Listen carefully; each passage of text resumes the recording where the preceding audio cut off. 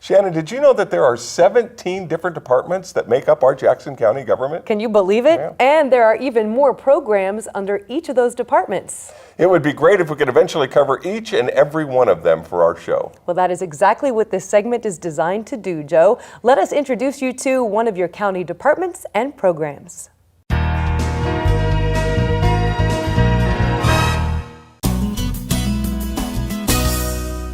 Hello, I'm Bill Mance with Jackson County Close-Up.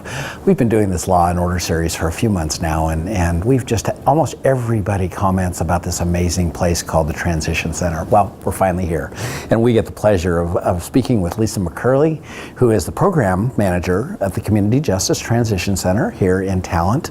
And we just thank you so much for joining us today. Well, thank you, Bill. It's nice to have you here. Before we start talking about the Transition Center, I just kind of want to tell me a little bit about how you got here. So why did you end up in this field, and tell me the journey that gets us to this moment here in time. Absolutely, Bill. It's been a rather long journey. I don't know if I should say how many years. I like to say 20 plus at this point.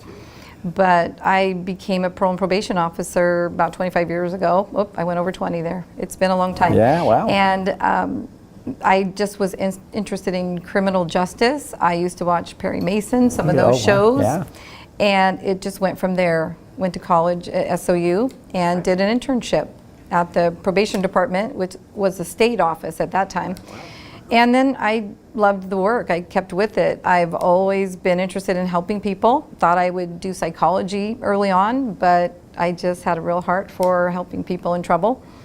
And then I worked with the adult parole and probation until 2 years ago, a little less than 2 years ago, when I came out here and oversaw this program.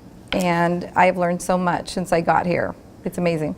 What's changed in the way in which we're dealing with people? And one of them ultimately is going to be the Transition Center in general. Absolutely. Yeah. So tell us a little bit about how you've seen the change. You know, the change has been significant. You know, the work has always been about helping people, but we have really changed how we do that. And I know in the past it was more, you know, tracking people down, follow your conditions or you're going to jail. Not as much on the programming. But now we have so much research and we're so informed that we know that we need to take a cognitive approach with these people. We need to look at their thinking patterns and see how we can help them see what's keeping them in this process. How can we help them get out of this process and use some new tools to move forward? So a lot of assessment, a lot of programming, and we, like the University of Cincinnati, it's an evidence-based program, so we follow their cognitive skills there. And then we have a variety of programming here. We have a mental health provider, a QMHP who's here, who helps with assessment, and that's a big need in our community. We also have clinicians for the alcohol and drug programming. We have community justice officers who do case management with the clients one-on-one and in groups. And we have our technicians that just do the day-to-day business of keeping us going, staying positive and working with the clients. And our work crew coordinators who take these people out and give them that opportunity to give back to the community, be accountable for their crime that they've committed. And then also they earn a little time off their sentence, which is a bonus for them. I mean, I know people understand you break the law and you end up in jail. Sure. I think we all get that. Yeah. So, but a transition center, what is it? What's different about it? The Transition Center, we provide a very unique part of the criminal justice system, especially here in Jackson County. We are able to expand the jail capacity. We take clients out here on transport daily, Monday through Friday. We're getting ready to add a Saturday in there as well, so that those people don't just hit the street, that they're able to come out here and get some programming and do some of the work crews and such. We also help relieve prison overcrowding. A lot of people don't know that. We have Department of Correction inmates, we have federal inmates here, and we assist them as well with programming. So when someone gets out of state prison and comes back here, there's a chance they end up here as opposed to just dropped off on the corner somewhere? Yes, I think in the old days there was a lot of bus tickets only, but and then they're downtown and then maybe they wander to a local motel. But now a lot of them do come through here, not all of them, but if they don't have an appropriate house with family that's safe and substance abuse free and whatnot, then we are here to provide that environment for them. So how many people are here or A at lot of any one people. time. Yeah. We can hold up to 177 people. Wow. We average a daily population of about 145. And most of our people are shorter stays, but we have quite a mix. I think that transition, it really is the key word, because everyone coming here is in a state of transition. They're not going to live here permanently with us, and we want to help them as best we can to move forward in a positive way when they get out. What's the day look like for a person who might be here for that 17 days, longer or shorter? Well, we have a wide variety of programs. We have actually 6 divisions within our programming here. And so it would depend on which one they're in. They could be doing classes, they could be doing job search, they may get up and go out on the work crew and do a job for us. And so the different divisions are sanctioned work restitution clients. That would be our biggest population within the sanctioned clients. And those are people that they have their own job. And so they need to maintain that. When they get out, they need to go back to having an income and hopefully a place to live of their own. So we maintain that for them. We also have the transitional housing program here. Those people aren't here on a sentence. They are here because they need housing. They do have a probation or parole officer, so that helps with oversight, but we will provide the housing, the structure for them, let them go out and do job search. We can assist with some of that, transportation. And we've also given rides to people early in the morning when we can do that, which is amazing for people working in mills in White City, possibly, 5 o'clock in the morning. Right. And we just love helping the trans housing people because, as you know, homelessness is so huge out there. And if you don't have a safe place to live, it's hard to stay clean and sober.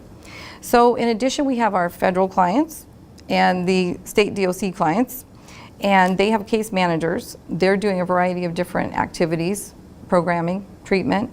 We have the transitional care program I haven't touched on yet, one of our newest programs, which is a residential alcohol and drug program that utilizes the cognitive University of Cincinnati material. And we have 2 houses where they live on the premises, males in one house, females in another. And they do up to 120 days or so of programming, and then they graduate. And we have services for aftercare. We help them find a place to live, and it's been a wonderful, exciting program.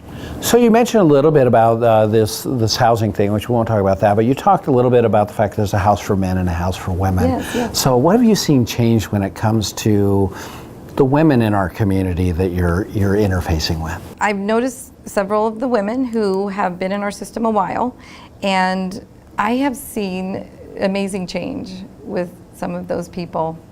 And they are in a house together, and so they develop a bond, which they have to work through. That's not always easy. Right, yeah. You know, sometimes, or most times, they know each other outside of this building, outside of the house. They may have not had good experiences, but we work with them, and they form a bond and have the same goal, and they become support systems for each other. And it is amazing when we get to watch them graduate and go back to their children, and actually we let them see their children here, which is totally different from other types of facilities, certainly. And we want that connection. We want them to have that buy-in. That's usually a large one for a lot of our females, getting back to their kids. Here you have a female population as well. We do. Over the course of your career, are you seeing a difference in the type of things that women are dealing with? I would say a lot of it's similar. There's a lot more of it, though. The female population has grown for a variety of reasons, and so that is one of the reasons we have female inmates at our building here, so that we can help relieve that overcrowding. Gotcha. And so it's also a great way to provide some intervention. We get them into services right away. We get them reconnected with the families. We allow them to meet with them. We can Skype. We can do it in person. And we have the classes. We have moving on classes. We have seeking safety classes. And we want to meet the needs of our female clients. All clients have had trauma. But the female clients have unique situations that definitely can benefit from the attention of our staff and clinicians that we do have here. You know, I'm so excited about all the activity around trauma-informed care, and certainly Peter Buckley and the work that he's doing and the amount of people he's giving ACEs testing to and things like that. But I don't know if the general public kind of knows what trauma-informed care is. So tell us a little bit about how that's a really a different way to look at somebody really literally on the other side of the table. You know, it really fits in with what we do. The fact that we are more empathetic. We want to have a positive experience for our clients to help them change. And so with the trauma, we're just aware and that they've had bad experiences. Things and events that can be triggered unknowingly by a door slamming really loud, someone raising their voice. Those are some of the basic things that we can all impact in our interactions with clients. And then some of our clients have had trauma from childhood through very recently. And so we're just aware, and so if we notice an issue and a problem, we want to try to problem solve. How can we make this better for that person? Try to have a unique approach. Tell us a story or tell us something that you're most proud of in the work that you do. You know, I am so impressed with the staff here. I have to say, they keep us going 24 hours a day. You know, we don't stop at Christmas. We try to do something special if we can, you know, a special meal, special snack, maybe some pizza. It depends on what we can do with our different programs. But they are amazing. They really care about the clients. That is the one thing I've noticed, that they're not here just to get a paycheck, because quite honestly, you know, it's not the highest paying job necessarily always. And the hours aren't always great, but day in and day out, they pitch in, they help out, and sign up for extra shifts so someone can go on vacation and just keep the business going and focus on what we do.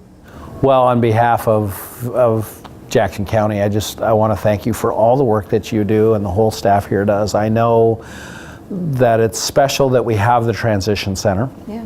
I know that it makes a huge difference in our community and with the people that you serve. So thank you for the work you do and the people that you're helping do the work they do. And I just really appreciate it. So on behalf of County Close-Up, I'd like to thank you all for learning a little bit more about the Transition Center here in Jackson County, and Program Director Lisa McCurley. Thank you.